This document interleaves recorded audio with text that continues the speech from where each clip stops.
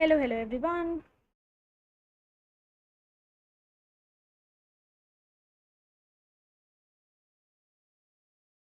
जल्दी से मुझे बताओ, मैं live.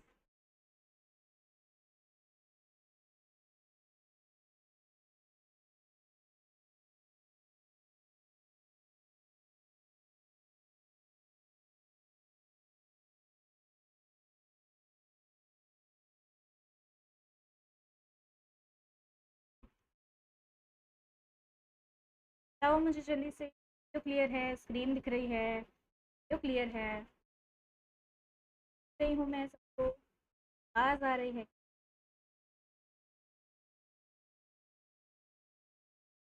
Hello Philipsa, good afternoon. Hello Riyaz. Yes, I am live.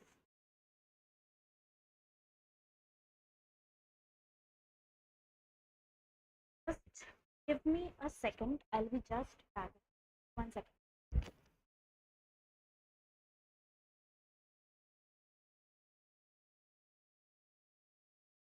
Okay, पहले मुझे बताओ जल्दी से। Okay, good afternoon Doremi, Aliza, Riyaz, Bhavna Joshi, Harsh Singh, good afternoon, good afternoon. बताओ मुझे पहले, happy Janmashtami everyone. Festive season चल रहा है, छुट्टी होगी आज सबकी। तो पढ़ाई वढ़ाई करी क्या? बहुत दिनों बाद क्लास हो रही है हमारे यहाँ। पढ़ाई करी? पढ़ाई करी आज? केमिकल बॉन्डिंग रिवाइज करा? बताओ बताओ, रिवाइज करा chemical bonding?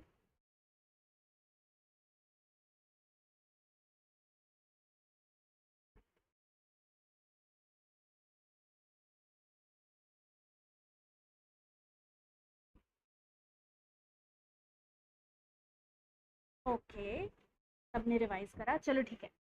I trust you, पक्का यकीन है मुझे। तो जब तक सब लोग ज्वाइन हो रहे हैं तब तक मैं आपको हमेशा हमारी फर्स्ट चीज़ बता देती हूँ दैट आज से हम शुरू करने वाले हैं D and F block element. आवाज़ क्लियर है ना? बिल्कुल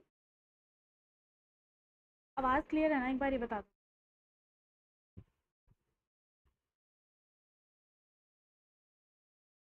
एक्चुअली ना बहुत जल्दी जल्दी में I have started the class and I have not checked anything, don't know.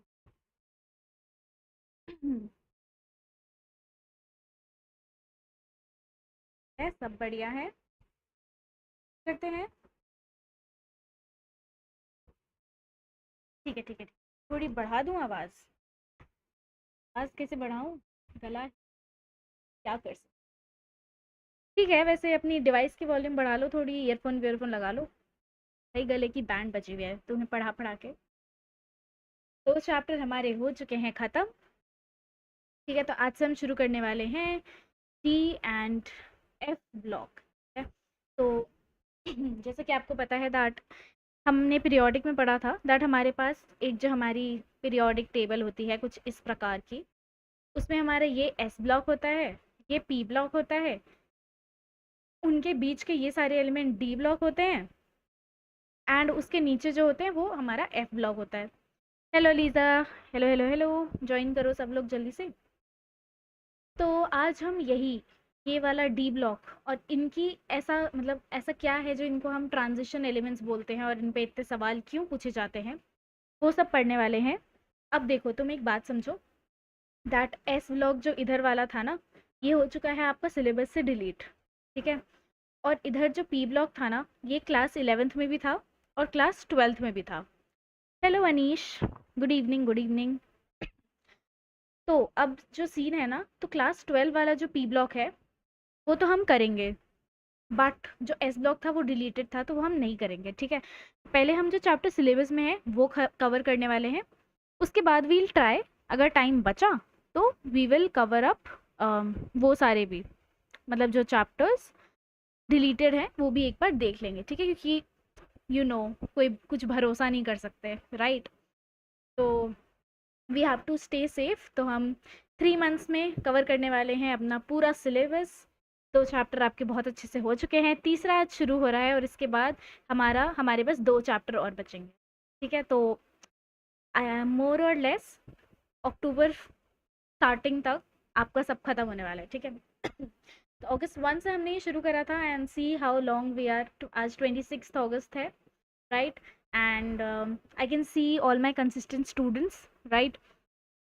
तो ऐसे ही I always say that consistency is the key, है ना? आप रोज़ थोड़ा एफर्ट करोगे ना, तो एक दिन आपका स्लो पैसे होगा और आप यहाँ 720 मार्क्स के करीब हो गए, राइट? बट अगर आपने ऐसे करा कि आज लेक्चर लाइव देख लिया, फिर कल नहीं देखा, आज फिजिक्स का देख लिया, केमिस्ट्री का नहीं देखा, बायो का ही देखते जा रहे हो, केमिस्ट्री फिजिक्स ध्यान ही नहीं दे रहे, फिर आपका ग्राफ पता है कैसे होने वाला है? ऐसे, राइट? तो हमें ये ऐसा ग्राफ नहीं चाहिए, हमें हमेशा ऐसा वाला ग्राफ चाहिए। ठीक है, तो शिवा बैच है हमारा ये। एंड उससे पहले मैं पर्सनल मेंटोरशिप का आपको बता देती हूँ थोड़ा सा, दैट यहाँ पे यार डेली टारगेट्स आपको मिलते हैं, 1-on-1 इंट्रैक्शन मिलता है, एनसीईआरटी बेस्ड डीपीपीज मिलते हैं, राइट?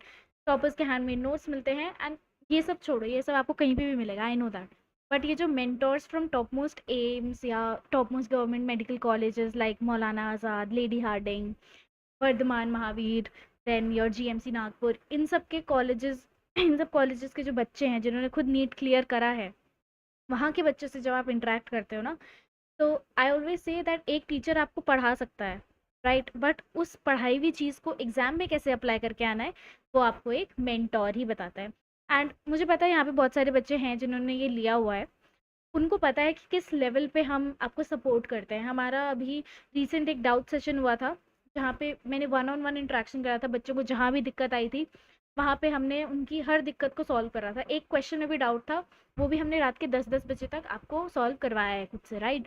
तो यार इसका प्राइस 5000 है, बट अभी इस पे थोड़ा डिस्काउंटेड प्राइस चल रहा है, 3999 का आपको ये मिल जाएगा। You have to use my coupon code which is AJ1111, right? और इसके पीछे की कहानी भी आपको पता ही है, that 1111 is a number like 4 times 1, it is a number which is an angelic number. ठीक है, जब भी आपको जैसे टाइम क्लॉक देखते हुए आपको कभी अचानक से 1111 दिख गया, that means that you are surrounded by your angel and guardian angel. उस टाइम आप जो भी विश करोगे कि मेरा नीट सिलेक्शन हो गया है, मेरा ये हो गया है, यू फील दैट कॉन्फिडेंस, वो विश आपकी ज़रूर पूरी होगी। तो दैट्स माई मोटिव कि आप मेरा कूपन कोड यूज़ करो, विश करते हुए कि हम दीदी का कोड यूज़ कर रहे हैं और दीदी हमें अच्छे से पढ़ाएंगी, दीदी हमें अच्छे से मेंटोर करेंगी, हमारे सारे एजुकेटर्स हमारे साथ बने हुए हैं और हमारा नीट 2025 ज़रूर क्रैक होगा। एंड ट्रस्ट मी, होगा, हम कराएंगे। आप 500 अभी स्कोर कर रहे हो, मैं आपको 650 तक लेके जाऊंगी। ठीक है, तो ये हो गई हमारी पर्सनल मेंटोरशिप की बात। अब शुरू करते हैं हमारा D&F ब्लॉक एलिमेंट्स। चलो, तो पहले तो थोड़ा सा बेसिक इंट्रोडक्शन मैंने आपको दे ही दिया है, दैट हमारा जो क्या पीरियोडिक टेबल एक कुछ ऐसा होता है, राइट? नोट दिस, बट यहाँ पे मैं आपको बस ये बताना चाह रही हूँ दैट ये हमारा एस ब्लॉक होता है, ये यहाँ पे एस ब्लॉक और पी ब्लॉक के बीच में हमारा डी होता है और यहाँ पे हमारा पी ब्लॉक होता है, और सबसे अलग सबसे नीचे होता है हमारा एफ ब्लॉक। 2 पीरियड्स होते हैं इसमें, लैंथेनॉइड्स एंड एक्टिनॉइड्स। ठीक है, तो आज हम इसी ब्लॉक के बारे में बात करने वाले हैं। कौन से ब्लॉक के? इस ब्लॉक के बारे में बात करने वाले हैं। ठीक है, तो देखो डी ब्लॉक में लोगों से पूछते हैं कि यार सारे एलिमेंट्स लर्न करने हैं या नहीं करने, तो मैं आपको यही बोलूँगी, जितना पढ़ोगे उतना याद होते जाएगा, जितना याद करना होगा उतना तो मैं याद करा ही दूँगी। ठीक है, शुरू करें शुरू करें, हाउस द जोश? थके तो नहीं हुए ना? आज तो तुम्हारी एक और क्लास थी, वो भी कैंसिल हो गई 5:30 से, है कि नहीं?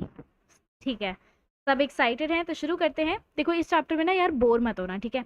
बहुत ज़्यादा थ्योरी थ्योरी है, तो आई वुड मतलब लाइक यू टू एक तो कहानी की तरह सुनते जाओ, प्लस साथ में एक कॉपी पेन लेके बैठो कि यार जहाँ पे ऐसा लगे ना कि यहाँ पे कुछ नोट करने वाला आए या रटने वाला आए, तो उसको एक पेज पे स्टिकी नोट पे लिख के अपनी दीवार पे चिपका देना। तो वो इनऑर्गेनिक की यही ट्रिक है यार, एक एक स्टिकी नोट लो, जो भी पॉइंट याद नहीं हो रहा उसको लिखो, अपने स्टडी टेबल पे चिपका दो। ठीक है, अपने आप जितनी बार पढ़ोगे उतनी देर तक आपको याद हो जाएगा। ओके जी, Kirti Saina is asking me class till which time. देखो 1 hour में I will try to cover, and 1 hour 20 minutes हम मैक्सिमम मैं पढ़ाती हूँ, क्योंकि उससे ज़्यादा आप एग्जॉस्ट हो जाते हो, राइट। उससे ज़्यादा पढ़ाने का अकॉर्डिंग टू मी कोई मोटिव नहीं है इनऑर्गेनिक में, बिकॉज इट इज़ रटने वाला। ठीक है, ठीक है।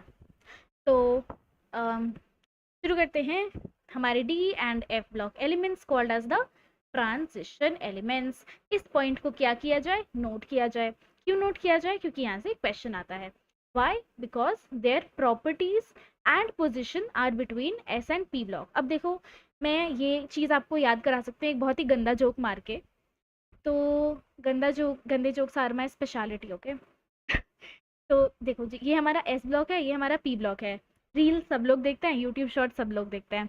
एक हमने देखा है ट्रेंड होता है ट्रांजिशन बनाने का, ट्रांजिशन वीडियोस बनाते हैं ना, कि पहले कोई एक ऐसा गंदा सा आदमी, मतलब गंदी सी शक्ल दिखती है, एंड बाद में उसी आदमी की इतनी अच्छी सुंदर सी शक्ल हो जाती है, पूरा मेकअप वेकअप ठोक के आ जाता है ना। तो वो क्या कर रहे हैं, ट्रांजिशन कर रहे हैं। वैसे ही आप ये समझो, ये जो D and F block elements है ना, एस ब्लॉक का एस ब्लॉक के जो एलिमेंट्स हैं, बिल्कुल बिना मेकअप के आए हुए हैं, ऐसा लग रहा है कि कितने भोंदू से होंगे। बट वहीं 2 मिनट बाद यही यही जो बीच का प्रोसेस है, जो मेकअप है, जो उन्होंने फिल्टर लगाया है, जो यू you नो जो भी करा है to make their look different and good, वो पी ब्लॉक एलिमेंट्स बन जाते हैं। तो डी ब्लॉक के जो एलिमेंट्स है ना, उसमें आप बोल नहीं सकते कि यार तू ऐसा है या तू वैसा है। वो बीच में ट्रांजिशन कर रहे हैं अभी। ट्रांजिशन होने के बाद हमारा पी ब्लॉक आ जाता है, ट्रांजिशन होने से पहले एस ब्लॉक आता है। That is fixed. S and P fixed है, इनकी प्रॉपर्टीज फिक्स्ड है कि हाँ, ये एस ब्लॉक के एलिमेंट्स मेटल्स ही हैं, पी ब्लॉक के एलिमेंट्स नॉन मेटल्स ही हैं। बट डी ब्लॉक में ऐसा कुछ फिक्स नहीं होता, क्योंकि इन्हें ये क्या है हमारे, ये है हमारे इंस्टाग्रामर्स। ये क्या देखते हैं, ये पूरे दिन रील्स देखते हैं और रील्स बनाते भी हैं, राइट। तो ये क्या होते हैं, ट्रांजिशन एलिमेंट्स। ठीक है, तो ये बात अभी कभी नहीं भूलोगे कि इन्हें ट्रांजिशन क्यों बोला जाता है। इन्हें ट्रांजिशन इसलिए बोला जाता है क्योंकि ये हमारा वो बनाते हैं। कौन सा ट्रेंड था यार, अभी एक आया तो था रिसेंट वाला, अरे आज भी मैं देख रही थी, बहुत लोग ऐसे पहले नॉर्मल बने हुए थे इंसान की तरह, फिर अचानक से वो गोपी बन गए, जन्माष्टमी वाले राधा बन गए, कृष्णा बन गए, and I was like, transition element हो क्या यार, ट्रांजिशन एलिमेंट हो क्या तुम, है ना। तो ठीक है, उनकी जो प्रॉपर्टीज होती है और जिनकी जो पोजीशन होती है, that is between S and P block. ठीक है, बिफोर एंड आफ्टर जो करते हैं ना, ग्लो अप होता है, वैसे ही डी एंड एफ ब्लॉक है। एंड सेकंड रीजन इज, इनके पास पार्टली फिल्ड डी सबशेल होता है। मतलब इनके पास एक तो डी ऑर्बिटल होता है, राइट। डी ऑर्बिटल हमारा सबसे पहले कहाँ आता है, 3d10 4s2, मतलब 3d और 4s2, यहाँ पे हमारी, यहाँ से हमारे ट्रांजिशन एलिमेंट्स शुरू होते हैं। ठीक है, तो इनका जो डी ऑर्बिटल होता है, पहली बात तो इनके पास डी ऑर्बिटल होता है, that is why they R D and F block elements. And second thing is, इनका इनकम्प्लीट शेल होता है, मतलब 1 to 9 इलेक्ट्रॉन्स होते हैं। ठीक है, तो अब देखो, फॉर एग्जाम्पल जो हमारा मैंगनीज है, उसकी इलेक्ट्रॉनिक कॉन्फ़िगरेशन होती है 4s2 3d5। तो क्या डी ऑर्बिटल पार्टली फिल्ड है, मतलब कुछ खाली है, राइट, खाली है ना, ना जीरो है ना पूरा का पूरा 10 है। तो ये क्या हो गया, ये हमारा ट्रांजिशन एलिमेंट हो गया। वहीं जिंक को देखो एक बार, घूर के देखो एक बार, राइट। तो it is not a transition element. अब आप बोलोगे दी क्यों, ये तो डी ब्लॉक में ही हम इसे काउंट करते हैं, बट यार इसके ऑर्बिटल देखो, 3d10 है यहाँ पे, it is fully filled. What is it, is fully filled orbital. तो इसको हम ट्रांजिशन एलिमेंट नहीं बोलेंगे। ठीक है, ये डी ब्लॉक में आता है पर ये ट्रांजिशन एलिमेंट नहीं है, और यही हमारा एक्सेप्शन है जहाँ से क्वेश्चन भी आता है। इनकी जो जनरल इलेक्ट्रॉनिक कॉन्फ़िगरेशन है वो एक बार देख लो, कि हमेशा कभी भी ये मत लिखना कि ND10 और N+1s2। नहीं, आपने कौन से रूल में पढ़ा है, स्ट्रक्चर ऑफ एटम में एक रूल पढ़ा होगा, ऑफ बाउ होता है ना शायद, जिसमें एनर्जी लेवल बताते हैं कि ऐसे ऐसे एक डायगनल, ऐसे डायगनल में जाते हैं, राइट। तो 3D से पहले हमेशा 4s2 को भरा जाता है, उसके बाद 3d1 या 3d2 3d3, है ना। यस, तो वही रूल अप्लाई होता है, और इस N-1 शेल को हम क्या कहते हैं, पेन अल्टीमेट शेल। और यार सुनो, एक बात मैं तुम्हें पहले बता देती हूँ, कोई मुझे अभी से नहीं बोलेगा कि दी आप एनसीईआरटी नहीं करा रहे, एनसीईआरटी नहीं करा रहे। सेकंड लेक्चर, इस चैप्टर को मैंने 2 लेक्चर्स दिए हैं, ठीक है। आज हम जितना कवर करेंगे उतना करेंगे, नेक्स्ट लेक्चर में मैं तुम्हें एनसीईआरटी भी कवर करा दूंगी कि यार देख लो, इसमें मैंने वैसे एनसीईआरटी के सारे डायग्राम्स वगैरह डाले हुए हैं, बट एक बार हम एनसीईआरटी भी देख लेंगे हमारे सेकेंड लेक्चर में। Yes, pseudo transition element. Yes, zinc is a pseudo transition element. Half filled only is transition elements in D block. Yes, उनका D half filled होता है, half filled या partly filled, right? Partly filled is the right word. Okay? Okay. तो ये हो गया हमारा pen ultimate shell, और ये हमारा शेल। तो यहाँ पे अगर 4 है ना, तो यहाँ 4 - 1 इज इक्वल्स टू 3, या यहाँ अगर 5 है तो यहाँ 4 होगा। ठीक है, अब इनके ट्रेंड्स देख लेते हैं, क्योंकि ये चैप्टर इंस्टाग्राम से बहुत ही ज़्यादा रिलेटेबल है। तो इंस्टाग्राम में क्या आते हैं, कुछ कुछ ट्रेंड्स आते हैं। पहला ट्रेंड्स देख लो। पहला ट्रेंड है हमारा मेटालिक कैरेक्टर, कि ये जो होते हैं इस ब्लॉक के एलिमेंट्स, उनका मेटालिक कैरेक्टर कैसा होता है। तो दे शो, क्या करते हैं ये, दे शो हाईली मेटालिक प्रॉपर्टीज, जैसे कि हार्ड होते हैं, डक्टाइल होते हैं, मेलिएबल होता है, इनमें लश्चरस होता है। तो इनका मतलब आपको छोटी क्लासेस में पढ़ा है, हार्ड मतलब बहुत ज़्यादा स्ट्रॉन्ग, डक्टाइल मतलब आप इसको आराम से तोड़ नहीं सकते, मेलिएबल मतलब इनको शीट्स में ब्रेक कर सकते हैं, और लस्टर मतलब शाइनी होते हैं। Yes, yes, you are right Anish, you are right, आएंगे अभी उस पर, ठीक है। दे ऑल्सो हैव, हाँ, और एक चीज़ ये देख लो, दैट जो आपका डीएनएफ ब्लॉक का 4th पीरियड होता है उसको हम 3D सीरीज बोलते हैं, 5th पीरियड होता है उसको 4D सीरीज बोलते हैं, और जो 6th पीरियड होता है उसको 5D सीरीज बोलते हैं। अब ऐसा क्यों होता है, थोड़ा दिमाग लगाओ। मैंने अभी आप क्या बताया था, हमने क्या पढ़ा था कि जो लास्ट इलेक्ट्रॉन जिस भी शेल में जाता है उसका पीरियड नंबर वही हो जाता है, राइट। तो 4 तो वही हो गया, ठीक है। अगर मैं S2, हमारा जो S2 का ये जो 2 ये वाला इलेक्ट्रॉन होगा ना, ये है हमारा लास्ट इलेक्ट्रॉन, ये तो S में जा रहा है, राइट। तो इसका पीरियड तो हमारा 4 होगा, 4s2 में अगर ये लास्ट इलेक्ट्रॉन है तो इसका पीरियड यहाँ से डिटरमाइन होगा। बट अगर हम ट्रांजिशन सीरीज की बात करें तो ये 3D सीरीज कहलाएगा। क्यों, मैंने आपको क्या बताया था, अगर 4th पीरियड में आ रहा है, अगर 4s2 है तो यहाँ पे 3D10 आएगा, d ऑर्बिटल जहाँ उसकी वो सीरीज। ऐसे ही 5s2 में पीरियड तो 5 है लेकिन 4D सीरीज होगी।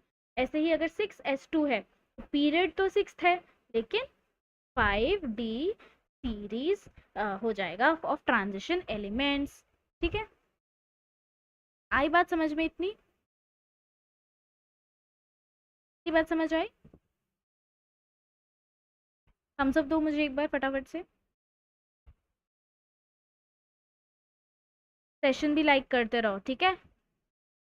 इट मोटिवेट्स मी कि हाँ आपको ऐसे समझ आ रहा है, ठीक है, और बाकी लोगों को भी पता चलेगा। देखो मैं तुम्हें राज की बात बता रही हूँ, जो बाकी बाकी चैनल्स हमारी कॉपी करने की कोशिश कर रहे हैं ना, अब आदित्य भैया ने लॉन्च करा तो अब उनको भी, वो उन्होंने भी लॉन्च कर दिया है, तो उनको भी पता चलना चाहिए कि यार बच्चे ऑलरेडी यहाँ पे पढ़ रहे हैं, तो वो चाहे जितना भी वो करें हम बच जाएंगे, ठीक है। चलो ठीक है, आगे बढ़ते हैं, किसी को कोई डाउट है तो पूछ लो, ठीक है। तो आगे बढ़ते हैं डीएनएफ ब्लॉक एलिमेंट्स में।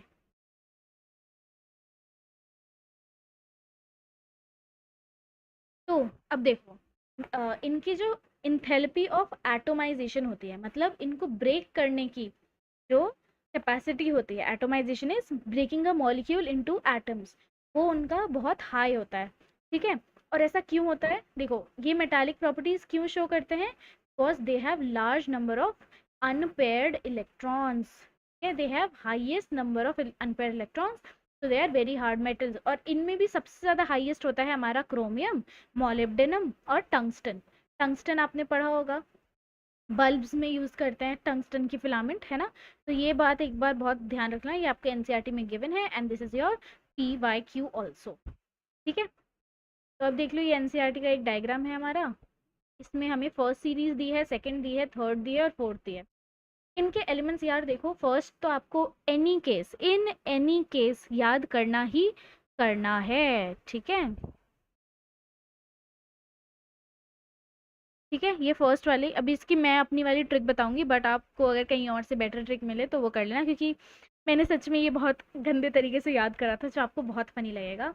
माई ट्रिक वॉज 7 दिन व्रत करो, मन चाहा फल को, और फिर नीकूजिन ऐसे याद करा था मैंने, जकूजिन की तरह नीकूजिन। तो मैंने उस टाइम पे बस ऐसे ही रटने के लिए इसकी कोई एक्चुअली ट्रिक बनाई नहीं थी। अगर आप चाहते हो मैं आपको कोई ट्रिक बना बना के दे दूँ तो I will try next class, बस बट अभी के लिए तो मैंने ऐसे ही याद करा था।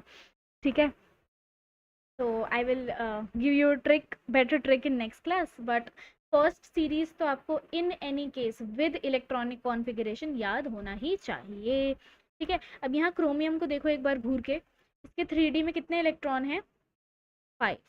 फिर यहाँ पे फिर से मैंगनीज और मोलिब्डेनम और टंगस्टन को देखो, यहाँ पे 4 हैं, यहाँ पे 5 हैं। तो मतलब आप समझ रहे हो इसका क्या मतलब हुआ, कि इनमें जो अनपेयर्ड इलेक्ट्रॉन्स है ना वो बहुत ज़्यादा है। यस अनीश।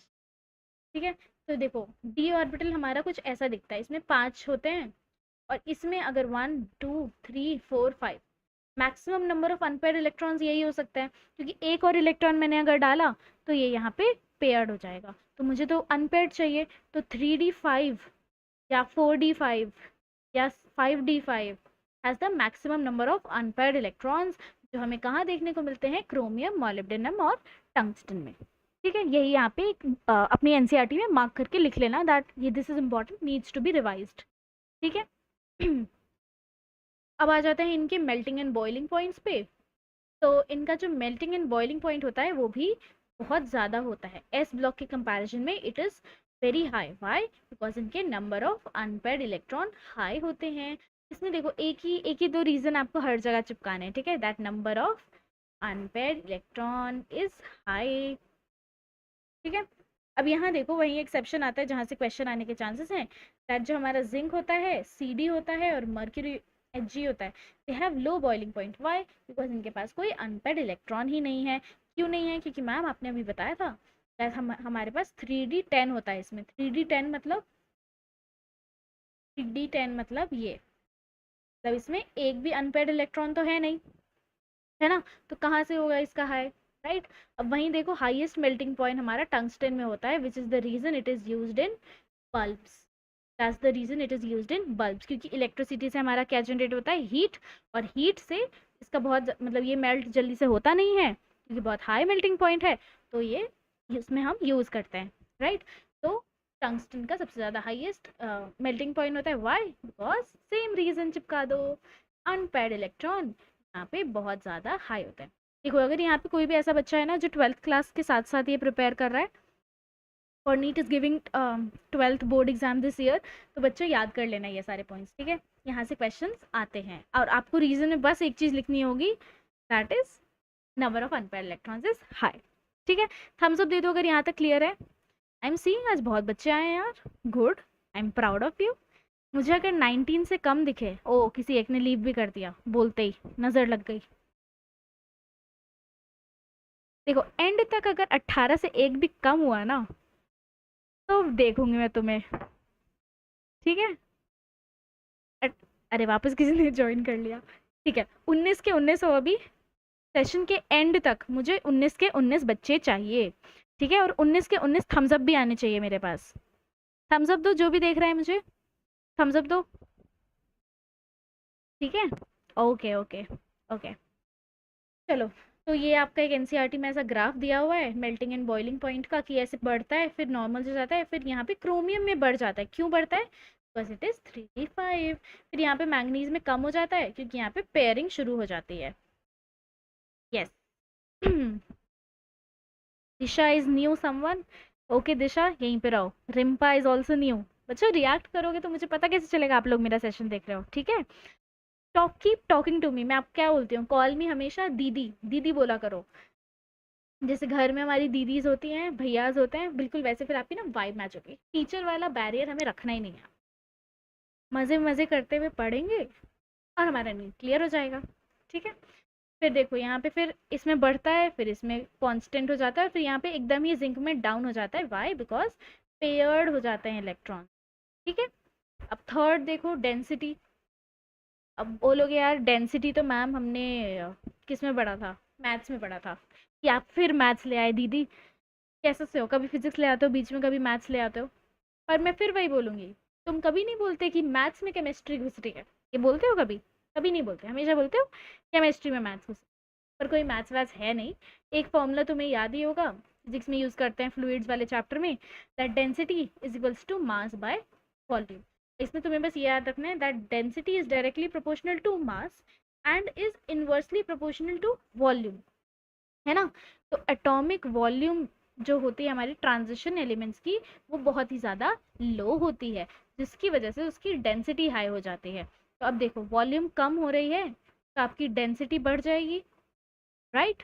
एंड वही है, ये आपके फर्स्ट के सारे एलिमेंट्स हैं फर्स्ट पीरियड के। तो इसमें क्या होगा, इसमें ऐसे करके डेंसिटी जो है वो क्या करेगी, इंक्रीज करेगी। वाई? बिकॉज मास भी आपका इन अ पीरियड इंक्रीज होता है, बट जो वॉल्यूम है वो डिक्रीज करे, ठीक है। एंड बस एक एक्सेप्शन है दैट यहाँ पे डेंसिटी सबसे ज़्यादा हाई होनी चाहिए थी, बट यहाँ पे सबसे ज़्यादा लो डेंसिटी, ठीक है। आई बात समझ में? जल्दी जल्दी बताओ, आई बात समझ में? ठीक है, तो अब हम कलर ऑफ कंपाउंड्स की तरफ चलते हैं। दैट फिर से इसका क्या रीज़न है कि इन कंपाउंड, ये कंपाउंड्स कलर्ड क्यों होते हैं? Okay, Aditi Kul Shreshtha is also new here. Hello hello, ठीक है। तो देखो इन कंपाउंड्स में कलर होता है। कलर क्यों होता है?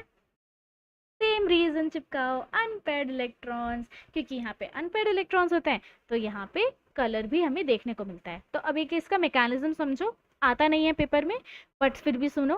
दैट यहाँ पे जैसे अनपेयर्ड इलेक्ट्रॉन्स है, ठीक है। अब तुमने इसको हीट दिया या तुमने इसको लाइट दिया, light is also a form of heat, right. तो तुमने यहाँ से इसको एनर्जी दी, तो ये जो तुम्हारा एक इलेक्ट्रॉन है ना, ये यहाँ से जंप करके हाई एनर्जी लेवल पे चला जाएगा, ठीक है। और इसके जाने की वजह से यहाँ पे कुछ एनर्जी रिलीज हो जाएगी, जो तुम मॉडर्न में पढ़ते हो या फिर स्ट्रक्चर ऑफ एटम में पढ़ते हो। That is E energy equals to H C by lambda या एच फ्रीक्वेंसी, ठीक है। तो ये सब डिटेल में हमें जाना नहीं है, कोऑर्डिनेशन कंपाउंड्स में ये थोड़ा डिटेल में दिया है तो वहाँ पढ़ेंगे। और सेकेंड रीजन इसका होता है डी डी ट्रांजिशन, ये भी हम कोऑर्डिनेशन कंपाउंड्स में पढ़ेंगे, अभी के लिए रहने देते हैं, ठीक है। अब आ जाओ ऑक्सीडेशन स्टेट पे। तो पहले तो मुझे ये बताओ ऑक्सीडेशन स्टेट होता क्या है? Oxidation state is when a metal और नॉन, हाँ वैसे मेटल ही देते हैं, when a metal loses electron, ठीक है, लूजेस इलेक्ट्रॉन, उसको हम क्या कहते हैं? तो उस पे जो एक चार्ज आ जाता है ना, that charge is nothing but हमारा ऑक्सीडेशन स्टेट्स। तो इन जो ये जो ट्रांजिशन एलिमेंट्स है ना, इनकी यही स्पेशलिटी है that they have a large number of variable oxidation state। जैसे हमें पता है ऑक्सीजन का हमेशा O+2 ऑक्सीडेशन स्टेट जाता है, मतलब मोस्ट प्रोबेबली, है ना। -1 कभी कभी जाता है या +1 कभी कभी जाता है। बट इनका ऐसा है कि अगर आप मैग्नीज में देखो ना, तो मैग्नीज +1 भी है, +2 भी है, +3 भी है, +4 भी है, +5 भी है, +6 भी है, +7 तक है, राइट। तो इसलिए इनके पास बहुत ज़्यादा वेरिएबल ऑक्सीडेशन स्टेट्स होती हैं। तो अब इस पे एक क्वेश्चन ये पूछा जाता है दैट मुझे कैसे पता चलेगा दी कि हमारी मिनिमम कौन से और मैक्सिमम कौन से?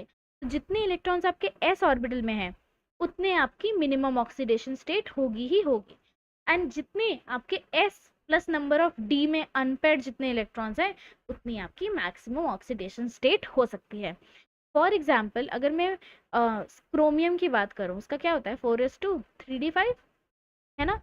तो अगर मुझे इसका मिनिमम ऑक्सीडेशन स्टेट बताना है तो मिनिमम क्या हो जाएगा? +2, और मैक्सिमम क्या हो जाएगा? +7, ठीक है।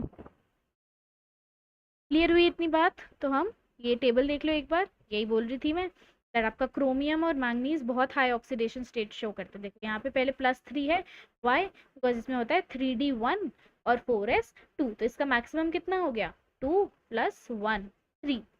ऐसे ही इसमें देखो 2 + 2 4 मैक्सिमम है और 2 जितने 4s2 में मिनिमम है, ठीक है। तो ऐसे ही इसमें 5 हो जाएगा, 6 हो जाएगा, 7 हो जाएगा।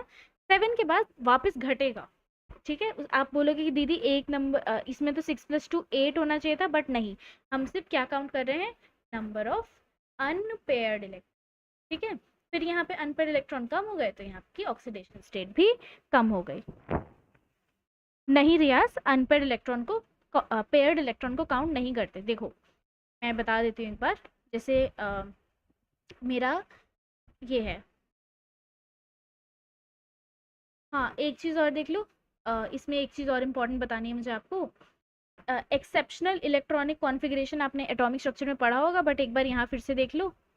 ये जो हमारा क्रोमियम है और ये जो हमारा कॉपर है, इसकी इलेक्ट्रॉनिक कॉन्फ़िगरेशन क्या होनी चाहिए थी, क्रोमियम की होनी चाहिए थी 3d6 4s2।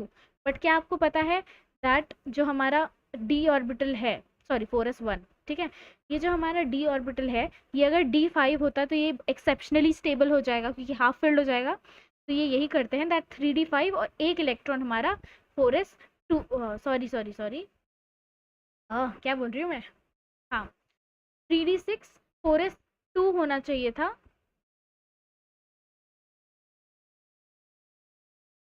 कुछ गलत बोल रही हूँ क्या, हाँ सॉरी सॉरी सॉरी, 3d4 होता है, यस, वही मैं सोच रही हूँ क्या बोल रही हूँ। हाँ 3d4 होता है, ठीक है, और यहाँ पे 4s2 होता है। तो क्या आपको पता है कि अगर मैं इसको 3d5 बना दूँ तो ये हाफ फिल्ड हो जाएगा और बहुत ज़्यादा स्टेबल हो जाएगा, और इलेक्ट्रॉन का जीने का मकसद ही क्या है, स्टेबिलिटी, राइट। तो ये क्या करता है, ये यहाँ पे 4s1 बना देता है और यहाँ पे एक और इलेक्ट्रॉन ऐड कर देता है, that is 3d5। It becomes half filled and exceptionally stable.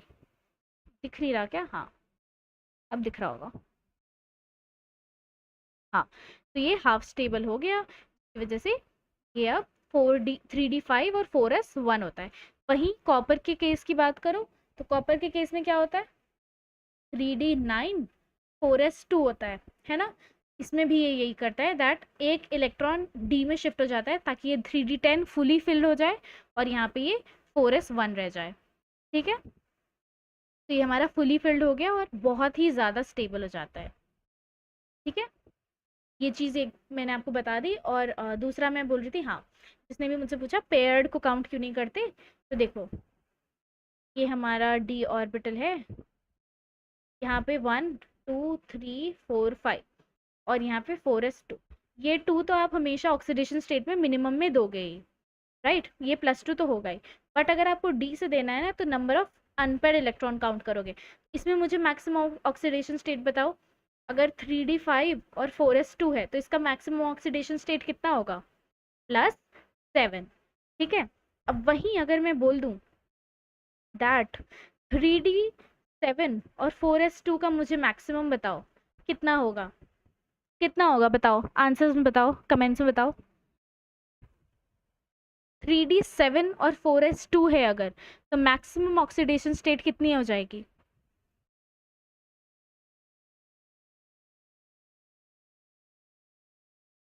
बताओ,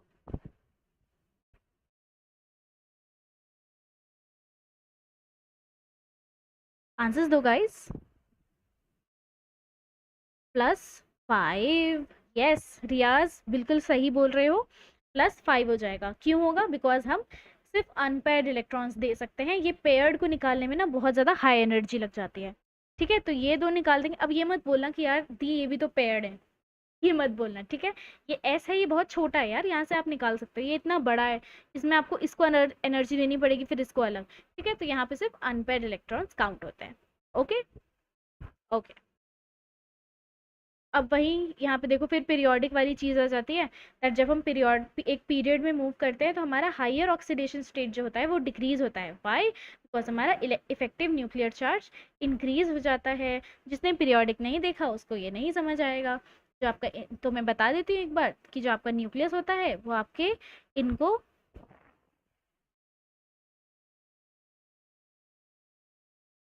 Cu का +2 कैसे आएगा, एक ही अनपेयर इलेक्ट्रॉन है ना।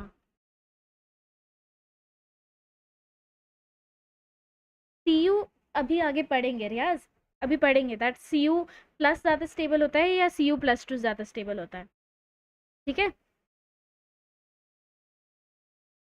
आप उसकी जो हाइड्रेशन एनर्जी है, जो उसकी इंथैल्पी ऑफ एटोमाइजेशन होती है, बहुत ज़्यादा हाई भी होती है। तो हम बना तो लेते हैं Cu+2, बट उसमें बहुत ज़्यादा एनर्जी लगती है। ठीक है।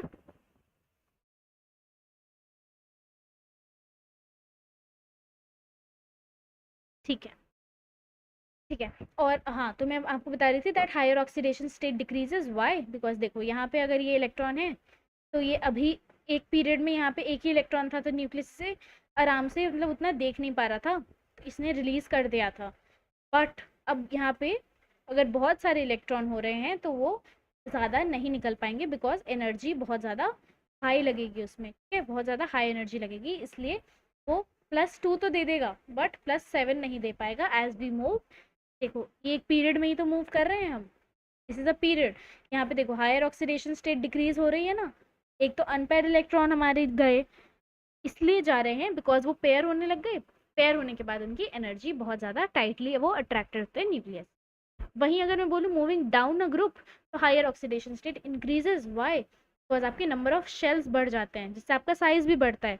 तो यहाँ पे अगर इलेक्ट्रॉन है और यहाँ पे एक इलेक्ट्रॉन है, तो इसकी वजह से न्यूक्लियस इसको देख ही नहीं पाएगा और ये आराम से बाहर चला जाएगा।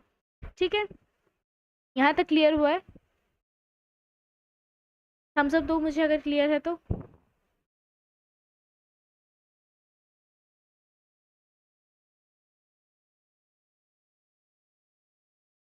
ठीक है, ठीक है, ठीक है। कोई डाउट है, कुछ रिपीट करना है तो मुझे बताओ। कुछ भी रिपीट करना है तो मुझे बताओ। ठीक है।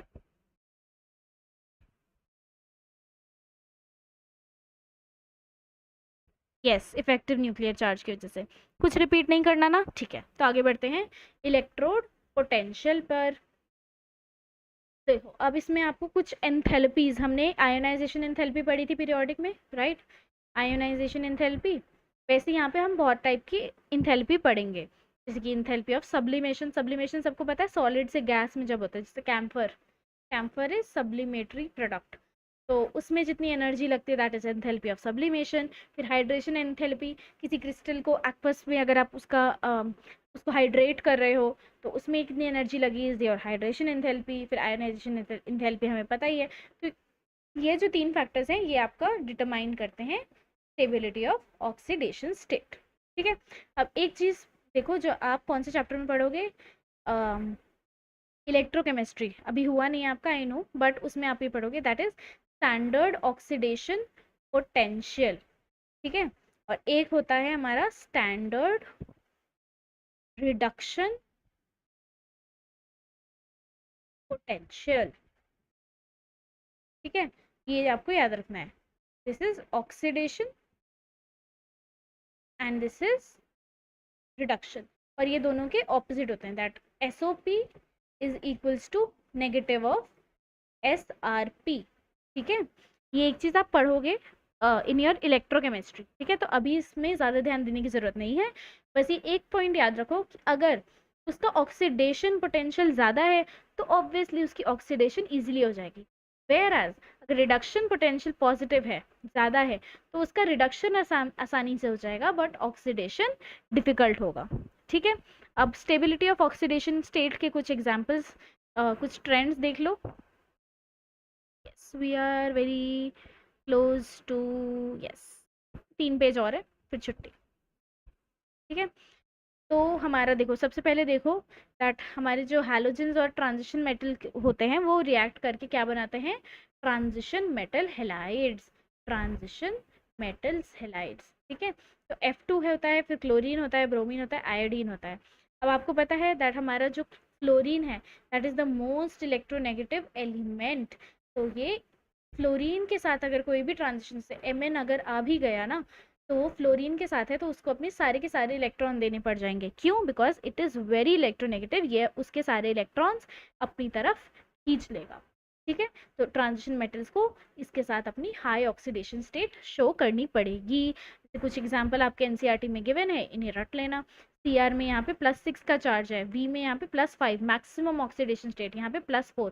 ये इनका क्या है, ये इनका मैक्सिमम ऑक्सीडेशन स्टेट है, हाईएस्ट ऑक्सीडेशन स्टेट, ये यहाँ पे फ्लोरीन के साथ शो करते हैं। ठीक है, बट +7 मैंगनीज के साथ सिंपल हेलाइड्स में शो नहीं होता है, ठीक है, because Mn+7 is very very stable.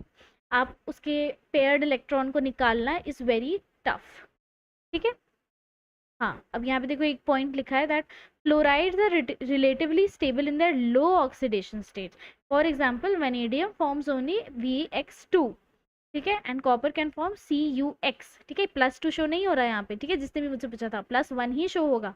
But all copper 2 halides, copper 2 halides show हमेशा होंगे, ठीक है, वो बन जाते हैं, ज़्यादा एनर्जी देके आप बना सकते हो। बट कभी भी आयोडीन के साथ CuI2 आप हार्डली देखोगे कभी, ठीक है। वाई? बिकॉज अगर मैं इसका रिएक्शन लिखूँ ना, अगर आपको दिख नहीं रहा, तो इसका reaction is 2Cu+2 + 4I gives you Cu2I2 + I2। तो इसमें जो है दैट ये जो एक्वस स्टेट में जब आप इनको डालते हो ना, तो आपका ये Cu2+2 अनेबल हो जाता है, ये डिस्प्रपोर्शनेट हो जाता है।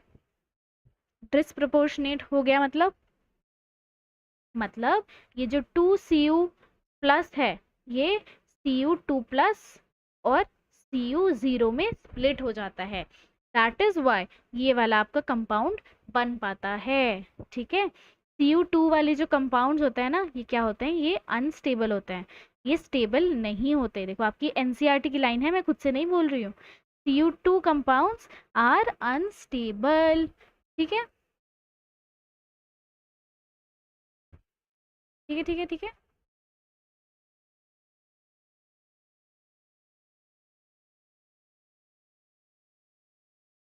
क्लियर है? Cu+ के जो कंपाउंड्स होते हैं दे आर अनस्टेबल। क्यों? क्योंकि Cu+ हमेशा डिसप्रपोर्शनेशन, ये वर्ड याद रख लो, डिसप्रपोर्शनेशन रिएक्शन, या फिर रिडॉक्स रिएक्शन में भी पढ़ोगे, डिसप्रपोर्शनेट हो जाता है टू Cu2+ और Cu0 में। तो Cu+ बिल्कुल भी स्टेबल नहीं होता, ठीक है। कौन सा स्टेबल नहीं होता? +1 स्टेबल नहीं होता, +2 स्टेबल फिर भी होता है, ठीक है। Copper in +2 oxidation state is more stable then in +1 oxidation state. जिसने मुझसे पूछा था, देख लो ये इतना बड़ा एक्सेप्शन है और यहाँ से क्वेश्चन आता ही आता है। PYQ अलर्ट ले लो मुझसे, यहाँ पे क्वेश्चन आता ही आता है दैट कॉपर अपने +2 स्टेट में ज़्यादा स्टेबल होता है, इवन दो उसका 4s1 है और 3d10 है, तब भी वो उसकी +2 oxidation state is more stable then +1, because उसकी जो हाइड्रेशन एंथैल्पी है Cu+2 की, वो बहुत ज़्यादा नेगेटिव है। किसी भी चीज़ का नेगेटिव होना मतलब कि वो और ज़्यादा मतलब देना नहीं चाह रही, ठीक है। उसकी बहुत ज़्यादा large, it has larger negative hydration enthalpy of Cu+2 than Cu+1, which is much more than compensates for the large energy required to remove the second electron, that is second ionization enthalpy of copper, ठीक है। तो इसकी जो ये है ना ionisation enthalpy of copper two remove the second electron, वो बहुत ज़्यादा लार्ज है, वो उसकी ये जो नेगेटिव हाइड्रेशन एंथैल्पी है वो उसको कंपनसेट नहीं कर पाती, ठीक है। तो आपको बस इतना याद रखना है that Cu+2 is more stable than Cu+1, ठीक है। वाई? बिकॉज हमारी हाइड्रेशन एनर्जी इसकी बहुत ज़्यादा लार्जली नेगेटिव है, ठीक है, लार्जली नेगेटिव है। And your hydration energy is always directly proportional to charge and inversely proportional to size. तो मुझे बताओ किसकी ज़्यादा होगी? Cu+2 की हाइड्रेशन एंथैल्पी ज़्यादा है या Cu+1 की? आंसर दो मुझे फटाफट से, किसकी हाइड्रेशन एंथैल्पी ज़्यादा होगी? अभी पढ़ा है जस्ट, फटाफट बताओ।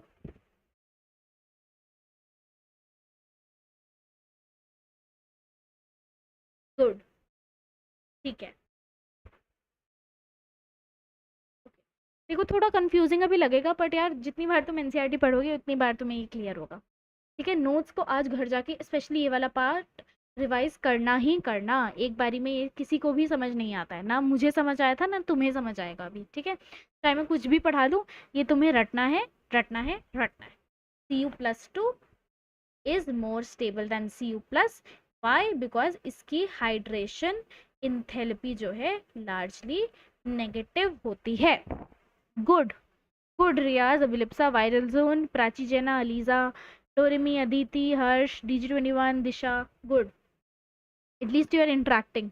ओके, तो अब देखो, जो ऑक्सीजन है ना, वो हमारा फ्लोरीन, अभी मैंने आपको बताया था फ्लोरीन सबसे ज़्यादा इलेक्ट्रोनेगेटिव है, तो उसके साथ ज़्यादा कंपाउंड्स बनाता है।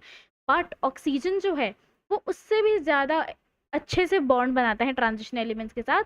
Why? Because it has better ability to form multiple bonds with metals. ठीक है, इवन मोर देन फ्लोरीन। यहाँ से भी क्वेश्चन आ जाता है, तो इसको भी एक बार ध्यान से रट लो, दैट हमारा जो ऑक्सीजन होता है वो हायर ऑक्सीडेशन को बहुत अच्छे से स्टेबलाइज करता है, even more than fluorine. And it has ability to form multiple bonds to metals. Transition elements में अगर +2 और +3 का चार्ज है तो ये कौन सा बॉन्ड बनाएंगे? Ionic bond. वहीं इनका जो हायर ऑक्सीडेशन स्टेट होता है वो सारे बॉन्ड्स के कोवेलेंट होते हैं। अब ऐसा क्यों होता है, कौन बताएगा मुझे? कौन सा रूल डिटरमाइन करता है कोवेलेंसी?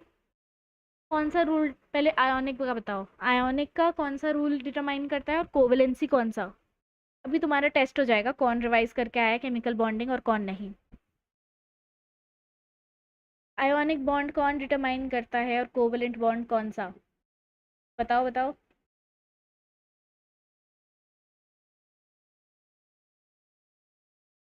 बताओ क्या था वो? अरे बच्चे लीव क्यों करने लग गए, मैंने एक क्वेश्चन पूछ लिया तो। भाई ये गलत बात है, ऐसे तो हम आगे आगे बढ़ते जाएंगे, तुम पीछे का भूलते रहोगे। Very good viral zone, you are absolutely right. सिर्फ वायरल जोन का आंसर आया है मुझे। हाँ, अब अभिलिप्सा का आया है। और आयोनिक का बताओ, आयोनिक कौन डिटरमाइन करता है? आयोनिक का बताओ, ionic. Okay ELISA, if that's the case it's fine. Yes, फजान्स rule for covalent. फजान्स rule determine करता है। तो जितना ज़्यादा फजान्स रूल हमने क्या पढ़ा था, that जितना ज़्यादा हमारा चार्ज होगा उतना ज़्यादा हमारा कोवेलेंट कैरेक्टर होगा। तो अगर मैं ऑक्सीडेशन स्टेट बढ़ा रही हूँ मतलब हायर चार्ज, मतलब हायर द कोवेलेंट। और आयोनिक का बताओ, आयोनिक का भी पढ़ाया था मैंने भाई। आयोनिक का बताओ। भूल कैसे गए तुम? मेरी क्लास में भूलना मना है। भूलना मना है, बोर होना मना है, डरना मना है, थकना मना है, क्लास लीव करना मना है। भूल गए? डाइपोल मोमेंट यार, dipole moment.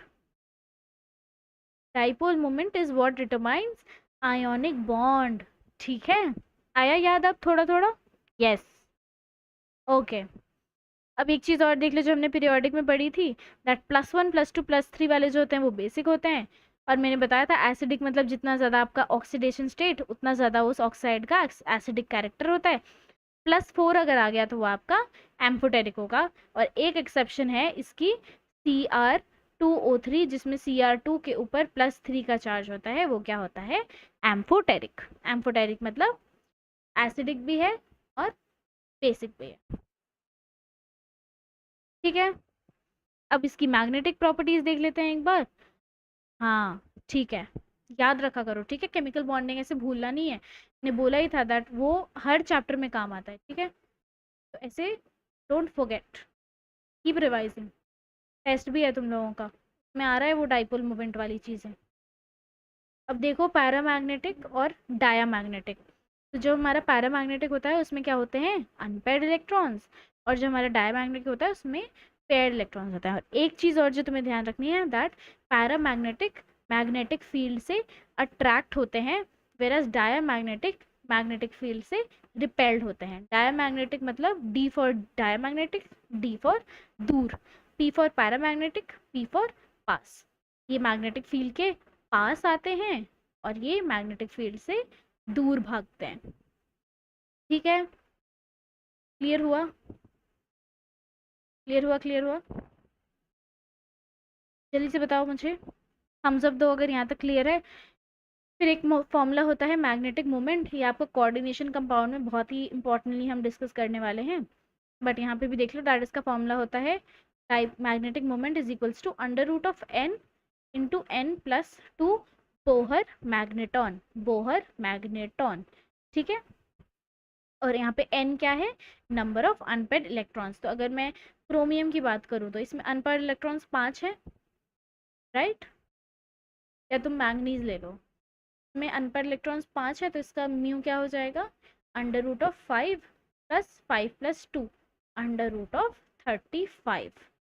Bohr magneton is its magnetic moment, ठीक है, गुड। अब देखो एक इनकी और प्रॉपर्टी होती है दैट ये इंटरस्टिशियल कंपाउंड्स बनाते हैं।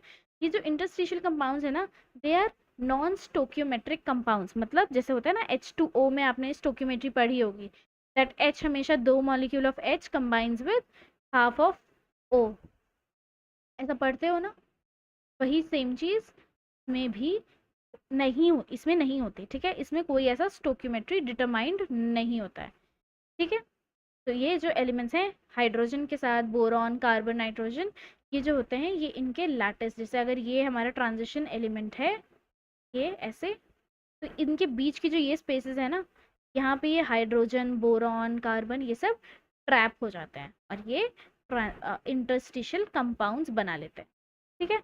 अब इनकी प्रॉपर्टी देखो that they are non stoichiometric, they are neither ionic nor covalent, they have very high melting point and have malleability and ductility less than pure metal। obviously तुम क्या कर रहे हो, तुम मिलावट कर रहे हो, तुम impurity ऐड कर रहे हो, तो obviously तुम्हारी सारे metallic कैरेक्टर कम हो जाएंगे एक्सेप्ट फॉर मेल्टिंग पॉइंट और बढ़ जाएगा, ठीक है।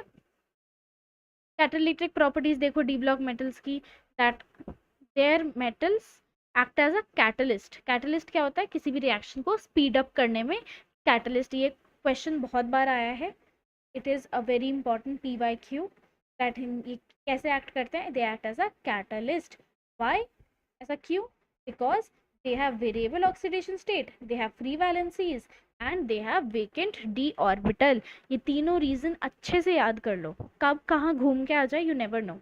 तो जैसे देखो ये आपने हार्बर्स प्रोसेस पढ़ा होगा, फॉर्मेशन ऑफ अमोनिया, उसमें जो हमारा आयरन है, iron is a D block element, ये एज अ कैटलिस्ट एक्ट करता है। इसके एग्जाम्पल अच्छे से लर्न कर लेना, आपका V2O5, आपका आयरन और आपका निकल, निकल प्लैटिनम पैलेडियम, ऑर्गेनिक में पढ़ोगे ये सारे, अभी जो रिएक्शन पढ़ोगे उसमें ये सारे एज अ कैटलिस्ट एक्ट करते हैं, ठीक है। अब इंटरस्टिशियल कंपाउंड के साथ साथ ये अलॉय भी फॉर्म करते हैं। Alloys are homogeneous solid solution. जैसे हमने इंटरस्टिशियल कंपाउंड में क्या पढ़ा, दैट देवर कि आप नॉन स्टोक्योमेट्रिक है, बट अलॉयज में बिल्कुल फिक्स्ड होती है कि अगर ब्रास अगर आयरन इतना है तो जिंक इतना होगा, ठीक है। They are very similar in state and size, तो वो आराम से एक दूसरे को रिप्लेस कर सकते हैं, that's why they form alloys, ठीक है। इतना क्लियर हुआ, तो एक दो क्वेश्चन कर लेते हैं। आज क्वेश्चन स्क्रीन पे नहीं, थोड़ा ओरल टेस्ट होगा, बिकॉज तुम लोगों ने मुझे आज क्या करा, परेशान करा है, तो आज तुम्हें आंसर्स देने होंगे ओरली। ओरली मतलब चार्ट में लिख के। मेरे पास क्वेश्चन है मेरे फ़ोन में, तो एक और चीज़ देख लो, ऑक्सीडेशन स्टेट में हमारा ये PYQ है, लिख देती हूँ मैं, दैट योर सबसे ज़्यादा वेरिएबल ऑक्सीडेशन स्टेट आपका कौन शो करता है, AM, this is a D block element, ठीक है। चलो एक क्वेश्चन बताओ, yes, of the following transition elements the maximum number of oxidation states are shown by। तुम्हें बताना है मैक्सिमम ऑक्सीडेशन स्टेट कौन शो करता है। तुम्हारा ऑप्शन नंबर 1 इज क्रोमियम, और option number 2 is manganese, option number 3 is iron Fe, option number 4 is titanium. बताओ maximum oxidation state कौन शो करता है, मतलब मैक्सिमम वेरिएबिलिटी, फटाफट से बताओ।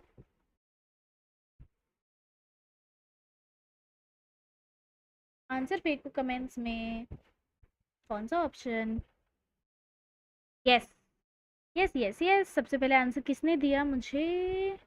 सबसे पहले आंसर अभिलिप्सा ने दिया, फिर viral zone, Jasmi, Aliza, Prachi, Disha, DG21, Aditi, Riyaz. Very good, very good. MN+7, yes.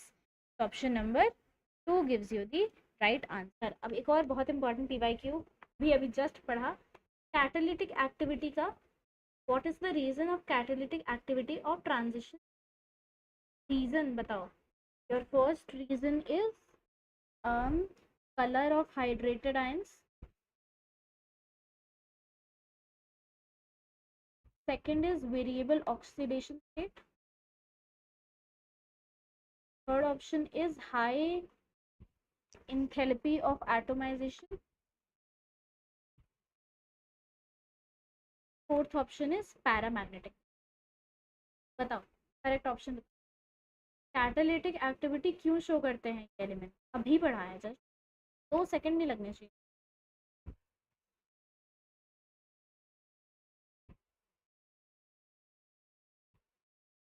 Yes, option number 2 is your correct answer. ठीक है, करेक्ट। DPP सॉल्व कर लेना, बहुत ही अच्छे क्वेश्चंस डाले हैं मैंने DPP में, मतलब थोड़े हाई लेवल भी, बट ठीक है यार, थोड़े हाई लेवल तुम कर ही लोगे। ठीक है, बस एक चीज़ याद रखो, मुझे नेक्स्ट क्लास तक तुम 3D सीरीज के सारे एलिमेंट्स याद होने चाहिए। ठीक है, विद इलेक्ट्रॉनिक कॉन्फ़िगरेशन, क्योंकि कोऑर्डिनेशन कंपाउंड्स में भी वो काम आएगा। ठीक है, तो that's it for today. Questions थोड़े कम करेंगे, क्वेश्चंस हम नेक्स्ट क्लास में या तुम अगर DPP सॉल्विंग सेशन देखते हो तो वहाँ पे डिस्कस हो जाएंगे ऐसे क्वेश्चंस। प्रीमियम DPP वाला अगर तुमने लिया हुआ है तो भाई बल्ले हैं तुम्हारे, क्योंकि मैं खुद सॉल्व कराती हूँ सारे क्वेश्चन एकदम मज़े से, और साथ में तुम्हें क्वेश्चन सॉल्विंग ट्रिक्स भी देती हूँ, राइट? तो देखा करो वो, अगर तुम्हारे पास है, नहीं तो ले सकते हो। ठीक है, वो प्रीमियम DPP वाला कोर्स। तो तुम्हारा होमवर्क सबसे पहले तो ये है दैट तुम्हें अच्छे से रिवाइज करना है नोट्स, प्लस एक बार रीड लगा के आना है NCERT की। And your second homework is learn 3D series.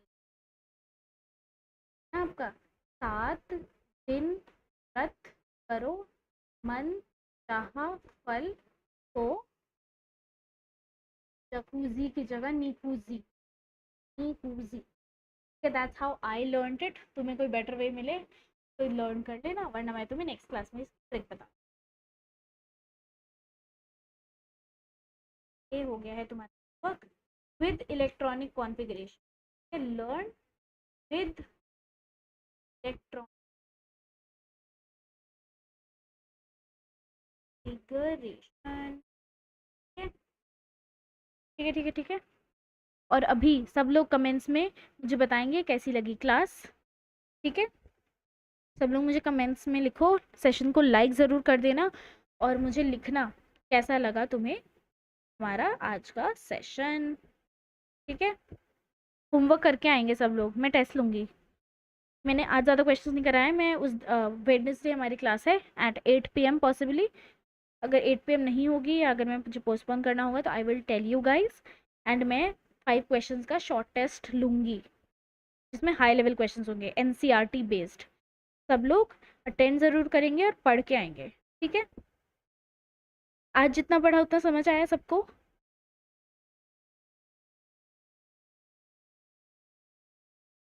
Okay okay okay. Aditi, Riyaz, Disha, Prachi, DG21, Aditi, ठीक है, आज समझ आया ना सबको जितना पढ़ाया? ठीक है, ऐसे ही नेक्स्ट लेक्चर में हम ख़त्म कर देंगे, क्योंकि यार नेक्स्ट लेक्चर में ना तुम्हारा सिर्फ रटने वाला काम है, उसमें मैं चाह के भी तुम्हें कुछ पढ़ा तो मतलब थोड़ा बहुत ही है उसमें पढ़ाने वाला, बाकी तुम्हें याद ही करना है। तो मैं तुम्हें अभी अपने रूम की फ़ोटो भेजूंगी टेलीग्राम पे, that how I have posted still, मतलब अभी भी मेरे टेबल पे लगा हुआ है, जब मैंने पढ़ा था तब भी, तब से वो लगा ही हुआ है अभी तक। मैंने ऐसे ही याद करा था D ब्लॉक पूरा चैप्टर, रोज़ एक एक बार पढ़ती थी, याद हो ही गया एट दी एंड। और देखो जो तुम्हारे रटने वाले चैप्टर्स है ना, उसके क्वेश्चंस भी बहुत सारे सॉल्व करो। जितने ज़्यादा क्वेश्चन सॉल्व करोगे ना, उतना ज़्यादा तुम्हें पता चल जाएगा कि यार एग्जाम में तो यही 2-4 चीज़ें आती हैं, ये 2-4 चीज़ें मैं लर्न कर लेता हूँ, बस मेरा काम बन जाएगा। ठीक है, तो PYQs और क्वेश्चंस जितने मिल रहे हैं उतने करो।